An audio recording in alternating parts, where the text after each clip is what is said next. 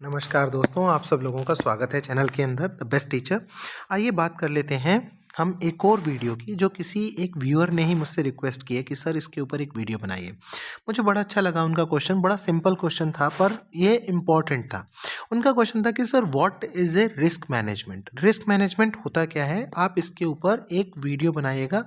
मैंने उनसे पूछा, मैंने व्हाट्सएप पे उनसे ये भी पूछा, मैंने कहा रिस्क मैनेजमेंट का कुछ तो मतलब पता होगा आपको। बोले नहीं सर मुझे कुछ नहीं पता, रिस्क मैनेजमेंट के बारे में मैं कुछ नहीं जानता। मुझे लगा कि हाँ यार, लोग रिस्क मैनेजमेंट जैसी टर्म सुनते तो रहते हैं, क्योंकि ये बहुत कॉमन हो गई है, बहुत सारे लोग वीडियो पे बोलते हैं, लेकिन शायद इसका असल मीनिंग नहीं जानते होंगे।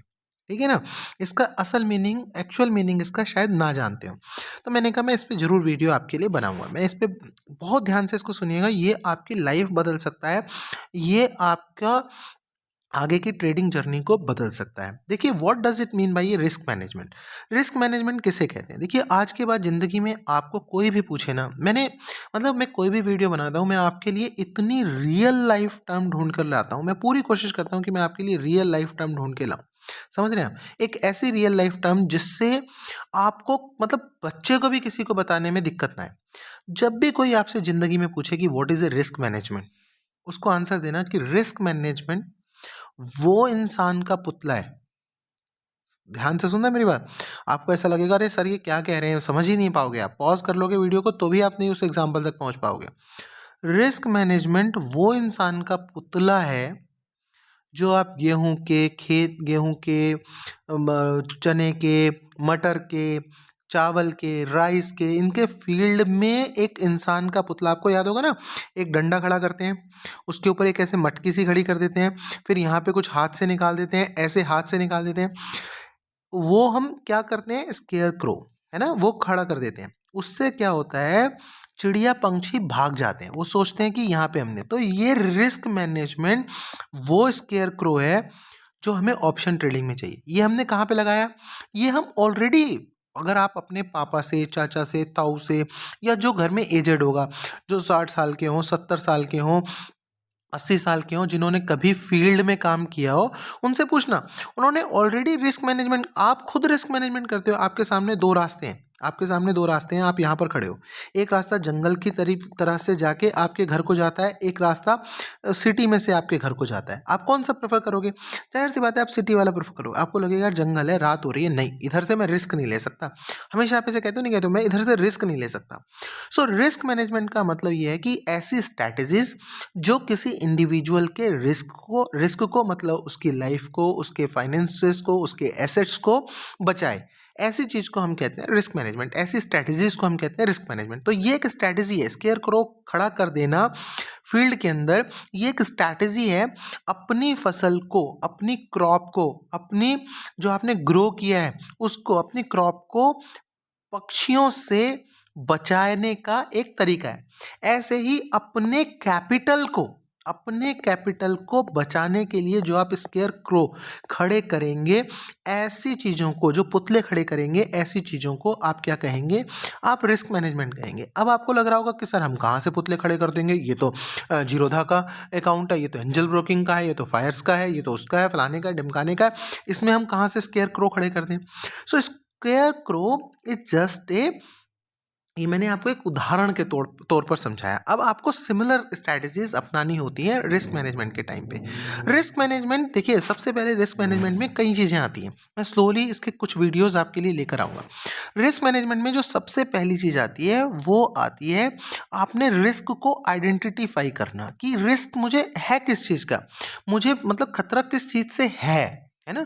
आपको यही नहीं पता अगर मुझे खतरा किस चीज़ से है, तो आप उसको कैसे मैनेज करेंगे? तो एक उसमें सबसे बड़ा, देखिए है तो बहुत खतरे, है तो एक ये भी खतरा कि आज मार्केट यहाँ पे है, अचानक से कहीं ऐसा ना हो 500 पॉइंट गिर जाए। आज अचानक से कहीं ऐसा ना हो चाइना की कोई प्रॉब्लम, कोई न्यूज़ आ जाए और इंडिया चाइना का कुछ कुछ भी घपला हो जाए और वहाँ पे मार्केट गिर जाए। ये वाले रिस्क भी हैं, ग्लोबल रिस्क भी हैं, कुछ लोकल इश्यूज़ हैं, कुछ फाइनेंशियल इश्यूज़ हैं, जो फाइनेंस मिनिस्टर से रिलेटेड हैं, जो बजट से रिलेटेड हैं, जो बैंकिंग सेक्टर से रिलेटेड हैं, जो क्वार्टरली रिजल्ट से आने वाले हैं। ये रिस्क तो है ही है, लेकिन एक रिस्क जो सबसे सामान्य रिस्क है, जिस पे आपको 100% काम करना ही चाहिए 100% वाला। बाकियों पे 1 मिनट के लिए आप लक पे भी छोड़ सकते हैं कहानी कि चल देखी जाएगी। अगर उसमें तो जो अगर मान लो इंडिया चाइना का कुछ पंगा हो गया उस दिन, तो अगर किसी ने ट्रेड ले रखी होगी तो हो सकता है बहुत सारे लोगों को लॉस हो जाएगा, कोई बात नहीं, वो तो एक लक है ना, वो तो एक कभी कभार होने वाली चीज़ है। लेकिन जिन चीज़ों पे 100% जिस पे आपको जो एक रिस्क को मैनेज करना चाहिए, वो रिस्क क्या है, मैं इस वीडियो के अंदर उसकी बात करूंगा। वो रिस्क क्या है, मान लीजिए आपने कॉल लिया, लेते हैं आप, मान लीजिए आपने पुट लिया, आप लेते हैं डेली, आप कोई रिस्क को ध्यान में रखते नहीं, आप बस कॉल ले लेते हैं या पुट ले लेते हैं। एक जो सबसे सामान्य, जो सबसे जनरल रिस्क है, मैं उसकी बात करूंगा आपके सामने आज। क्या रिस्क है, आपने कॉल लिया, आपने पुट लिया। अब आपके सामने रिस्क पता है क्या, आपने लिया कॉल, मार्केट चलने लग गई उल्टी नीचे की तरफ। आपने लिया कॉल, मार्केट चलने लग गई कांस्टेंट। आपने लिया कॉल, मार्केट स्लोली आपकी तरफ बढ़ रही है। ये तीनों ही फैक्टर में due to the movement of the market, due to the movement of the market there is a risk. ये कौन सा हो गया, ये मार्केट के अपने एक मूवमेंट की वजह से रिस्क हो गया। इसमें मार्केट का एक जो जो स्वाभाविक जो नेचुरल मूवमेंट है, due to the natural movement of the market, natural, इसके अंदर कोई फैक्टर नहीं आया, कोई एक्सटर्नल फैक्टर इंक्लूड नहीं हुआ, ये natural movement of the market है। समझ रहे हैं आप, ये एक ऐसा रिस्क है जो कि बहुत सामान्य रिस्क है और जिसकी वजह से 95% रिटेल ट्रेडर जो है उनकी गति खराब हो जाती है। 95% रिटेल ट्रेडर की इस due to the natural movement of the market, इसकी वजह से 95% रिटेल ट्रेडर जो है लॉस में आ जाते हैं। तीनों ही रास्ते में, ये जो तीनों रास्ते हैं, या तो स्लोली मार्केट आपके अगेंस्ट जा रही है, या मार्केट एक जगह पर खड़ी हो गई, या मार्केट ऊपर की तरफ जा रही है, इन तीनों ही चक्कर में आपका लॉस होना शुरू हो जाता है। चाहे आपने कॉल लिया हो, चाहे आपने पुट लिया हो, ये तीनों ही ये दोनों ही कॉल और पुट, ये दोनों में ही इन तीनों का असर दिखता है, इन तीनों मूवमेंट का। आपके लिए क्या अच्छा है, कॉल लिया है तो मार्केट एकदम से खड़ी हो जाए, पुट लिया है तो मार्केट एकदम से लेट जाए। ये दोनों कंडीशंस में ही आपको फायदा होगा। इसका मतलब ये बाकी की तीन सिचुएशंस आपके लिए क्या हो गई, आपके लिए रिस्क हो गई। समझ रहे हैं, ये तीनों सिचुएशन, और इन तीनों सिचुएशन को आपको करना है मैनेज। इसे बोलेंगे रिस्क मैनेजमेंट, कि कैसे करके हम क्या करें, ऐसी क्या जुगत भिड़ाएं, ऐसा क्या करें कि मान लीजिए मैंने कॉल लिया है, तो अगर मार्केट सीधी खड़ी नहीं होती है, market slow and study, slow and study, slow and study मेरी तरफ जाती है, ठीक है, तो भी कहीं डीके की वजह से लॉस ना हो जाए, ऐसे रिस्क को, या मार्केट एक ही जगह खड़ी हो जाए तो भी डीके की वजह से जो है रिस्क, डीके की वजह से मुझे लॉस हो जाएगा, यहाँ पे भी हो गई तो भी मुझे डीके की वजह से जो है लॉस हो जाएगा। इसका मतलब इसका दूसरा नाम क्या हो गया, एक नाम तो इसका ये हो गया कि due to the natural movement, ये नेचुरल है कि भाई ठीक है, कोई एक्सटर्नल फोर्सेस नहीं आए, नेचुरल मूवमेंट। या इसको अगर बहुत ही साधारण शब्दों में एक लाइन में कहना है तो इसको कह सकते हैं ड्यू टू डीके, ठीक है ना। तो ये कौन सा रिस्क हो गया, ये हो गया डी स्क्वायर रिस्क। समझ रहे हैं, डी स्क्वायर रिस्क, बस सिंपल याद रखना। आपको कौन मारता है, आपको डी स्क्वायर मारता है, सबसे ज्यादा आपको मारता है डी स्क्वायर। मार्केट एक जगह खड़ी हो गई, स्लो एंड स्टडी ऊपर जाने लग गई, या opposite, slow and study opposite जाने लगे, तो स्लो एंड स्टडी अपोजिट भी जाने लग गई, तो ये भी डी स्क्वायर में ही आ गया कहीं ना कहीं। समझ रहे हैं, ये आपको सबसे ज्यादा मारता है मार्केट के अंदर।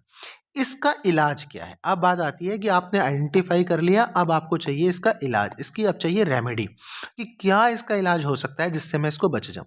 इसका एक ही इलाज है, इसका सिर्फ एक ही इलाज है।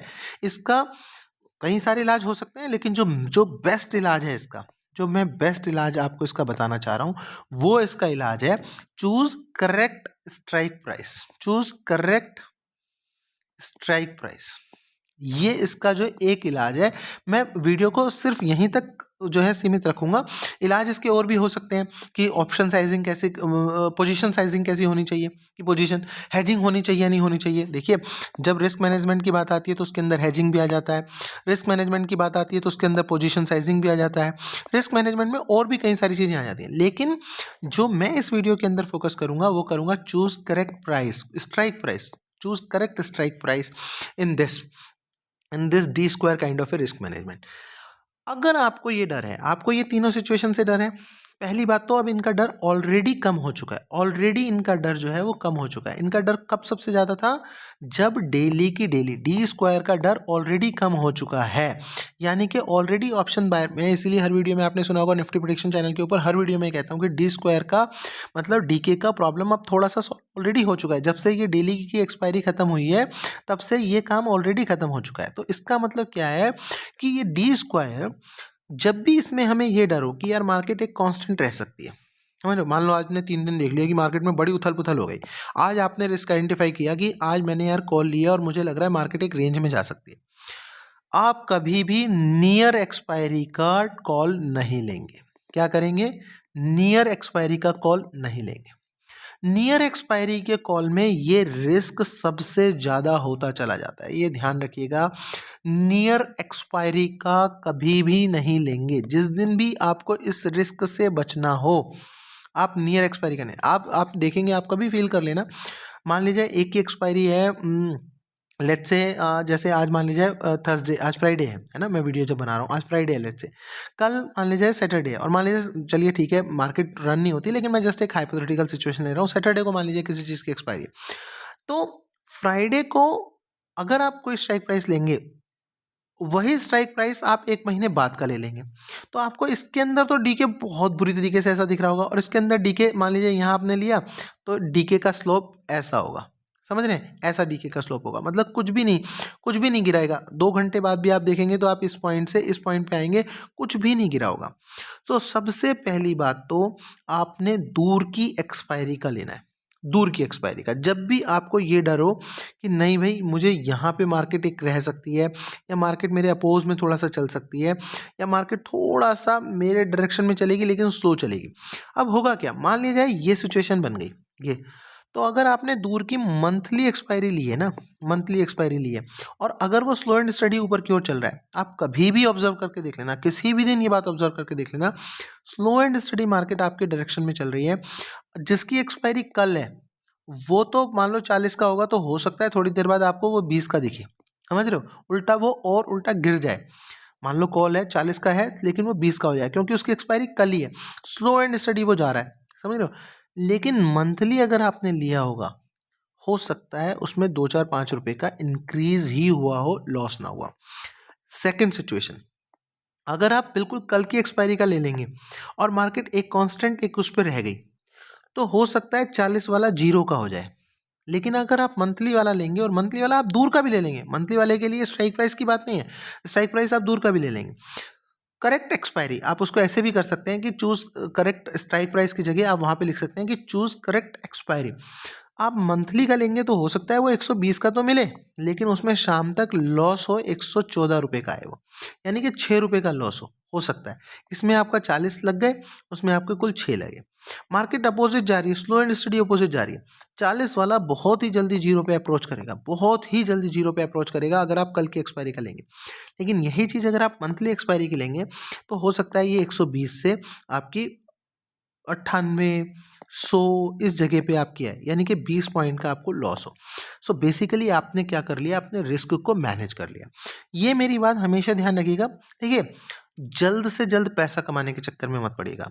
जितनी नियर एक्सपायरी का लेंगे, इसका मतलब आपका एक ही थॉट प्रोसेस है कि मैं जल्द से जल्द मार्केट के अंदर पैसा कमाना चाहता हूँ।